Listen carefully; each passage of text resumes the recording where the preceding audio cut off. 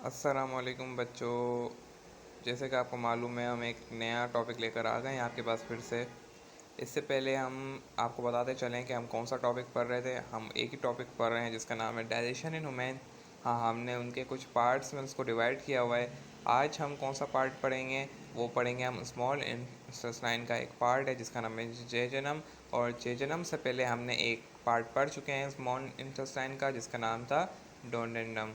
डोडेंडम के बाद अब आपका नेक्स्ट पार्ट आता है जिसका नाम है जेंजनम। और जेंजनम के अंदर हम भी कुछ इसी तरीके से काम कराएंगे और क्या होगा कैसे होगा वो हम देखेंगे। लेकिन उससे पहले बताते चलूँ कि हमने बहुत सारे कवर अप कर लिए लेक्चर्स इस पार्ट के, यानी जो हमारा टॉपिक चल रहा है जिसका नाम है डाइजेशन इन ह्यूमन।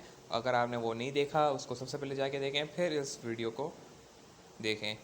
अच्छा, लास्ट टाइम हमने डोनेटम के अंदर कुछ पैनक्रियाटिक जूस और बहुत सारी चीज़ें पढ़ी थी जो कि उम्मीद है आपको कवर अप हो गई होंगी, आपको समझ आ गई होगी। आज के इस लेक्चर में हम जेजनम के बारे में पढ़ रहे हैं। अब तक हमने जितना भी पढ़ा आपको एक बार फिर से बताता चलूँ, हमने कहीं पे भी एब्जॉर्प्शन नहीं करवाई। जहाँ पे जो कुछ भी करवाया डाइजेशन करवाई।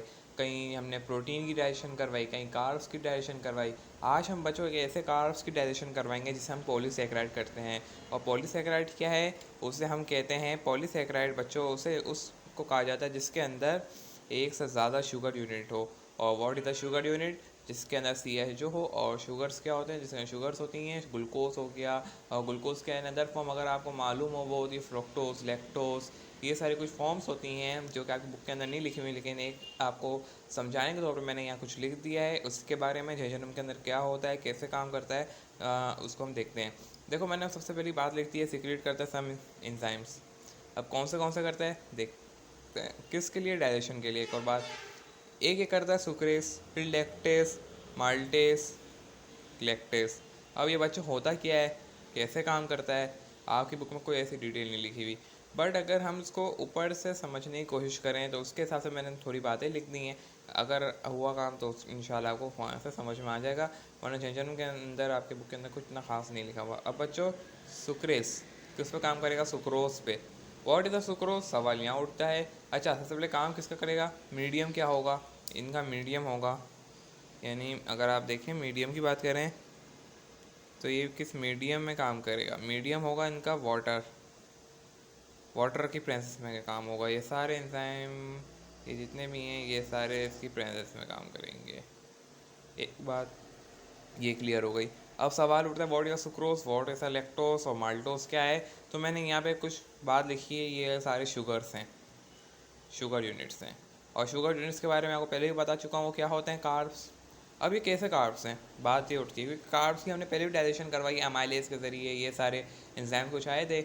और वहाँ पे भी हमने डाइजेशन करवाई थी, डोनेटम के अंदर भी करवाई थी, माउथ के अंदर भी करवाई थी जहाँ पे ओरल कैविटी थी।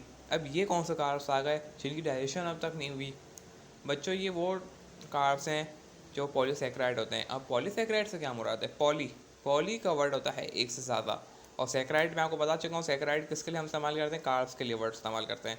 तो पॉलीसैकेराइड, तो वर्ड इज़ अ पॉलीसैकेराइड जिसके अंदर एक से ज़्यादा शुगर यूनिट्स हों।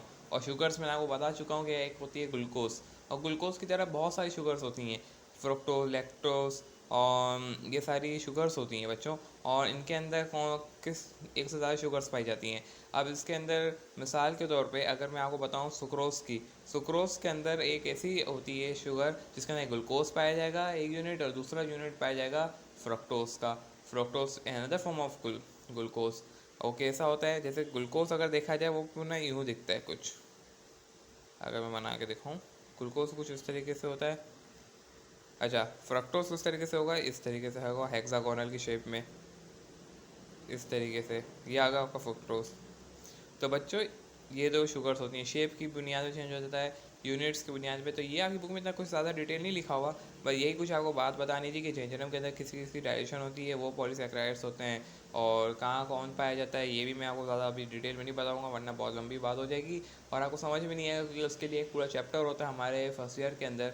अभी आप 9-10 में, शायद 10 के बुक के अंदर भी है, और फर्स्ट ईयर की बुक के अंदर भी होता है एक चैप्टर, बायोलॉजिकल मॉलिक्यूल है, वहाँ पे ये सारी बातें होती हैं। फिर इसके बाद हम बच्चों को वो पहले पढ़ाते हैं, फिर इसके बाद हम जो है डाइजेशन ह्यूमन पर आते हैं। वहाँ पे फर्स्ट ईयर के अंदर ना डाइजेशन ह्यूमन होती है, तो बच्चों को वहाँ आराम से समझ में आ जाता है। यहाँ पे आपकी होती है डाइजेशन का पार्ट मुकम्मल। जितनी भी डाइजेशन करानी थी अब हो गई। अब जो भी काम होगा एब्जॉर्प्शन का होगा, कौन कैसे एब्जॉर्प्शन करेगा अब हम देखेंगे नेक्स्ट पार्ट में। तो मैं कैमरा फोकस करने दें, फिर उसके बाद हम आगे चलते हैं। अब बच्चों देखो, मैंने आपको जैसे बताया था लास्ट लेक्चर में कि स्मॉल इंटेस्टाइन के जो होते हैं 3 पार्ट होते हैं। एक होता है डोडेनम, दूसरा होता है जेजुनम और तीसरा होता है इलियम। इलियम वो पार्ट है, वाहिद पार्ट है जहाँ पे डाइजेशन नहीं होती, यहाँ पे सिर्फ एब्जॉर्प्शन होगी। अब तक हमने जितना भी काम कराया है उससे पहले मैंने आपको बताया कि हमने डाइजेशन करवाई, कहीं पे भी एब्जॉर्प्शन नहीं हुई, चाहे वो प्रोटीन की डाइजेशन हो और कहीं पे भी प्रोटीन डाइजेस्ट हुआ, सिर्फ डाइजेस्ट हुआ, एब्जॉर्ब नहीं हुआ। जितनी भी चीज़ें हुई सारी डाइजेस्ट हुई हैं, कहीं भी एब्जॉर्ब नहीं हुई। आज हम उसके अंदर एब्जॉर्प्शन की बात करेंगे, वो है इलियम, जो कि क्या करता है, एब्जॉर्ब करता है। मैंने यहाँ पे भी लिखा हुआ है only one place where the absorption take place of all digestion have done. कैसे, बट कैसे होती है एब्जॉर्प्शन, सवाल यहाँ उठता है। मैंने क्वेश्चन मार डाला और डिस्कस करते हैं। इलियम के अंदर कुछ अलग अलग सेल्स रखें जिनका नाम है स्पेशल सेल्स कहा जाता है उन्हें, और उनका कुछ नाम है, बायोलॉजिकल नेम है, उसे कहते हैं विलाय और लेक्टल्स। अब ये क्या होते हैं, विलाय द मैक्रोमोलिक्यूल सेल्स, लेक्टल्स मैक्रोमोलिक्यूल सेल्स। अब इनका काम क्या है आओ देखते हैं। मैंने आपके सामने इलियम का पार्ट बनाया है। ये बाहर की आउटर कवरिंग है, जिसे प्रोटेक्टिव कवरिंग कहते हैं, हर जगह होती है, चाहे स्टमक हो, डोडेनम हो, जहाँ पे भी पाया जाए। अब मैंने ये विलाय का स्ट्रक्चर बना दिया है, जिसके अंदर सबसे पहली लाइन मैंने ग्रीन से बनाई है, इसे हम कहते हैं आर्टरीज।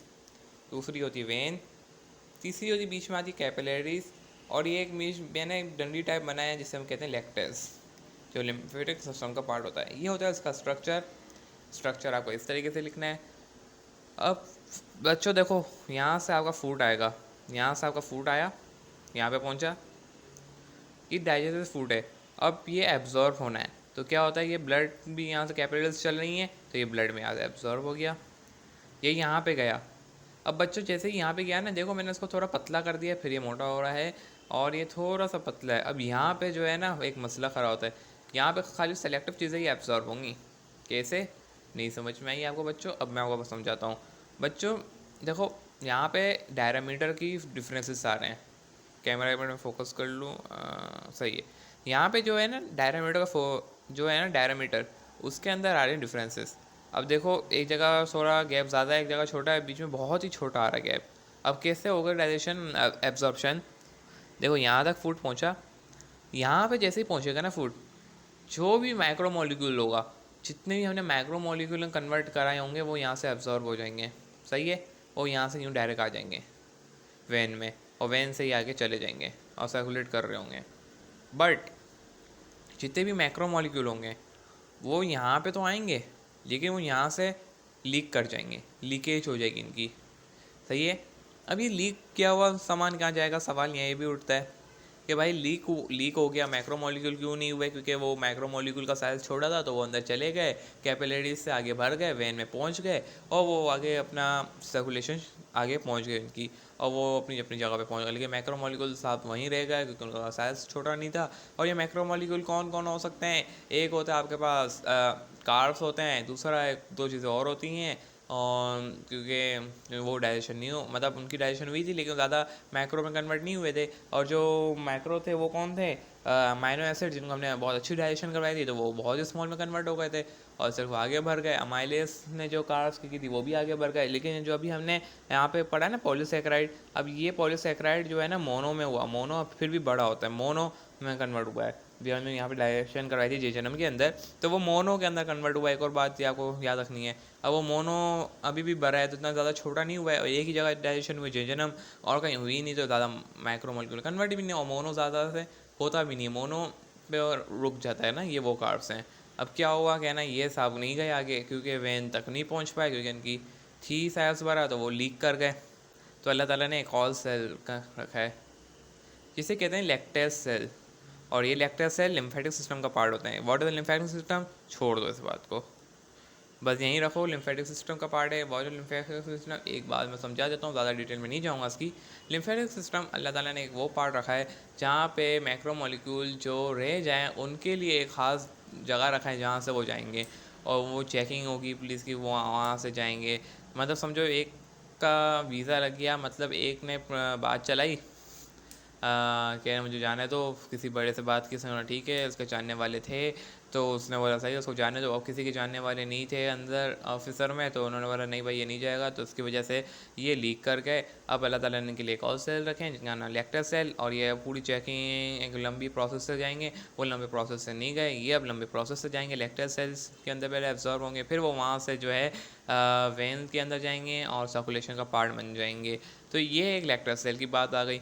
तो बच्चों मैंने आपको क्या बताया, एक रिकैप कर देते हैं और वीडियो को फिर एंड करते हैं, क्योंकि यहाँ पे विलाय आपका कंप्लीट होता है और विलाय के अंदर और कुछ ज़्यादा बातें नहीं बताई जाती। तो विलाय के अंदर क्या होता है, फूड आया, एब्जॉर्ब हुआ, आर्टरी में गया, आर्टरी से सिर्फ वेन की तरफ वही पहुँच सका कैपिलरी के बाद गुजरने के बाद जिनका साइज़ क्या था, छोटा था। जिनका बड़ा था वो लेक्टर सेल में आ गए और वो फिर सर्कुलेशन का पार्ट बन गए।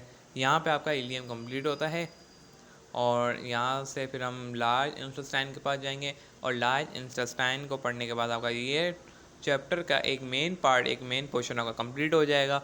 और एक पेपर के पॉइंट ऑफ व्यू से बहुत बड़ा चैप्टर था जिसके अंदर ये पार्ट बहुत इंपॉर्टेंट था। इंशाल्लाह इसको हम कवर अप कर चुके होंगे। फिर हम नेक्स्ट टॉपिक्स की तरफ जाएंगे जो कि आपके डाइजेशन ह्यूमन डिजीज़ हो गई, कुछ मिनरल्स पढ़ने वो पढ़ेंगे। तो उससे पहले हम जो है लार्ज इंटेस्टाइन को देखेंगे, उनको शायद एक ही लेक्चर में कवर अप कर दें, फिर इंशाल्लाह का ये टॉपिक कंप्लीट हो जाएगा। जब तक के लिए मुझे दें इजाज़त, अल्लाह हाफ़िज़।